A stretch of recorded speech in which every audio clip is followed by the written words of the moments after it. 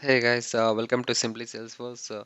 In this video, I'm going to show how to delete installed applications inside the Salesforce application. Yes, please stay tuned for more details.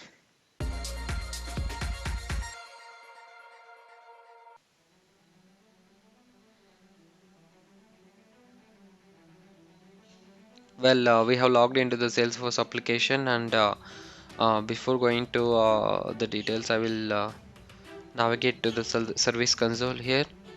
Yeah, service console is my application, and if you're going to see the install applications within the org, right? So just click on the this setup and again setup. You can see the new tab has been opened with navigating to the setup screen, and in this screen you can see you can directly search for package. Yeah, either you can go to the apps and yeah, install packages, or yeah, here you can see apps and install packages. Else directly click on the in the search. Yeah, here click on the install packages, so you will find that. Click on this install packages. You can see all the applications, like all the packages or applications or components which are installed into your Salesforce are. Yeah, you can see here. I will uninstall this opportunity alert component here. Click on the uninstall hyperlink, and it will be navigated to the uninstall a package screen.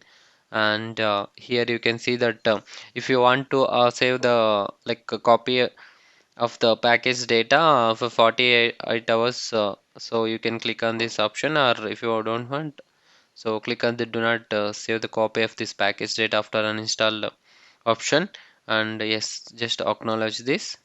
So yeah, you can see that the package is uninstalled from this organization. Yeah, and also you can see it in the uninstalled packages, whatever the package we have uninstalled, right? So it will be mentioned here for the next 48 hours. In this video, you have seen steps to uninstall the packages or app inside the Salesforce org. Thank you guys. Thank you for watching this video, and it's time to hit the subscribe button. If you're not yet subscribed to my channel, look out for new videos in the next week. Thank you. Signing off.